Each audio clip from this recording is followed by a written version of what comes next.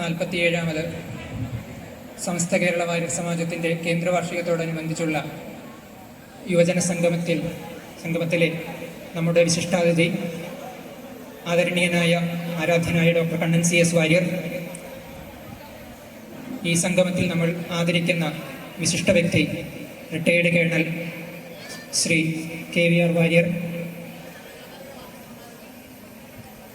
ആദരണീയനായ പോഷക സമിതി കൺവീനർ ശ്രീ രജനീഷ് R വാര്യർ, കേന്ദ്ര യുവജനവേദി സെക്രട്ടറി ശ്രീമതി നീതു വാര്യർ, പോഷക സമിതി അംഗവും ഇന്നത്തെ യുവജന സംഗമത്തിൻ്റെ കോർഡിനേറ്ററും DB അംഗവുമായ ശ്രീ വിഷ്ണു മോഹൻ, സമാജത്തിൻ്റെ ഭാരവാഹികളെ, ബഹുമാനപ്പെട്ട സമാജാംഗങ്ങളെ, പ്രിയപ്പെട്ട യുവജനങ്ങളെ, നമ്മുടെ ഈ ഒരു സംഗമം ഇങ്ങനെ 47ാമത് വാർഷികത്തോടനുബന്ധിച്ച യുവജനങ്ങളുടേതായ ഒരു സംഗമം സംഘടിപ്പിക്കുവാൻ കഴിഞ്ഞതിൽ വളരെ സന്തോഷമുള്ള കാര്യമാണ്. നമുക്കറിയാം, നമ്മുടെ അമ്പലവാസി സമൂഹത്തിലെ വളരെ ചെറിയൊരു ജനസംഖ്യ ഉള്ള ഒരു സമൂഹമാണ് നമ്മുടേത്. അപ്പോൾ അതിൽ തന്നെ യുവജനങ്ങളും വളരെ കുറവാണ്. ഒത്തിരി ഈ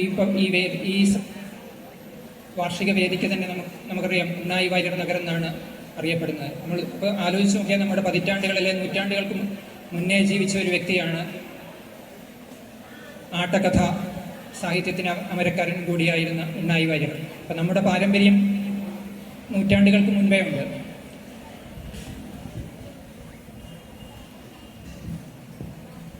ഒപ്പം തന്നെ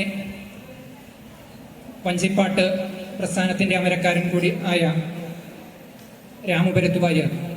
അങ്ങനെ പല കാലങ്ങളിലായിട്ട് ഇവരൊക്കെ ആലോചിച്ച് നോക്കിയാൽ ഓരോ പ്രസ്ഥാനത്തിന് തുടക്കമല്ലെങ്കിൽ കൂടി അതിനെ മുൻപോട്ട് നയിച്ച പ്രധാന വ്യക്തികളാണ്. അങ്ങനെ 20ാം നൂറ്റാണ്ടിൽ സാഹിത്യത്തിനും മലയാള സാഹിത്യത്തിന് പ്രത്യേകിച്ച് വഴികാട്ടിയായിരുന്ന ഡോക്ടർ NV കൃഷ്ണവാര്യർ. അദ്ദേഹത്തെ പോലെ ഒരു മഹാമനുഷ്യ നമ്മുടെ സമൂഹത്തിലുണ്ട് എന്നത്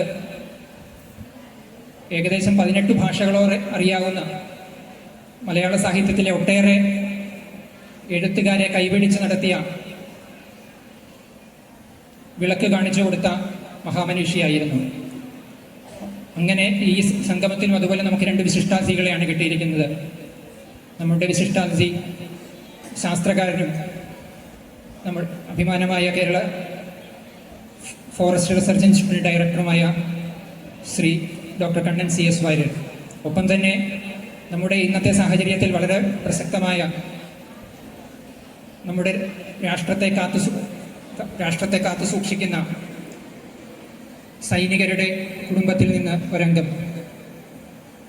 അദ്ദേഹത്തെ നമ്മുടെ സമാജത്തിന് പ്രത്യേകിച്ച് പരിചയപ്പെടുത്തേണ്ടതില്ല. അദ്ദേഹം സമാജത്തിൻ്റെ തളിപ്പറമ്പ് യൂണിറ്റിൻ്റെ പ്രസിഡന്റ് കൂടിയാണ്. അദ്ദേഹത്തിൻ്റെ ഫാമിലിയിൽ തന്നെ ഒട്ടേറെ ആൾക്കാർ സൈനിക സേവനവും അനുഷ്ഠിക്കുന്നെന്ന് മനസ്സിലാക്കുന്നു. അപ്പം ഇങ്ങനെയുള്ള ഒരു പൈതൃകം നമുക്കുണ്ട്. നമ്മുടെ ഒരു കാലത്ത് പൂവിറുത്തും മാലകെട്ടിയും ജീവിച്ചു പോന്ന, ഏകദേശം ക്ഷേത്ര സംസ്കാരത്തോട്, വൈദിക ധർമ്മത്തോട് അനുഭവം പുലർത്തി ആ സംസ്കാരത്തോട് ചേർന്ന് ജീവിച്ചു വന്ന ഒരു സമൂഹമാണ് നമ്മുടേത്. അത് ഭാരതീയ സംസ്കൃതിയുടെ തന്നെ ഭാഗമായിരുന്നു. അങ്ങനെയുള്ളൊരു സംസ്കാരത്തിൽ നമ്മൾ അഭിമാനം കൊള്ളുന്നു എന്ന് പറയുമ്പം അത് സങ്കുചിത്വത്തിൻ്റെതായിട്ട് നമ്മൾ കണക്കാക്കേണ്ടതില്ല. അത് ശ്രേഷ്ഠമായ പാരമ്പര്യമാണ്.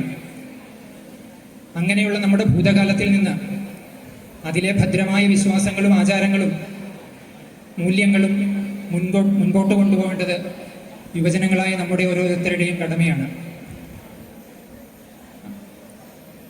ഇപ്പോഴത്തെ കാലത്ത് നവമാധ്യമങ്ങളുടെയും നവീന സാങ്കേതിക വിദ്യകളുടെയും എക്കാലത്ത് നമുക്കറിയാം, നമ്മുടെ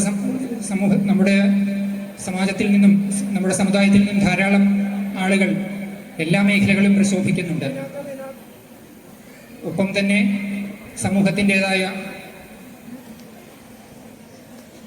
ചില പ്രശ്നങ്ങൾ, അതായത് ലഹരി പോലെയുള്ള പ്രശ്നങ്ങളിലും എല്ലാ സമൂഹത്തിലും ഉള്ളതുപോലെ തന്നെ നമ്മുടെയും അംഗങ്ങൾ ചിലരെങ്കിലും പെടുന്നുണ്ടായിരിക്കാം. അപ്പം അതിനെതിരെയുള്ള ജാഗ്രത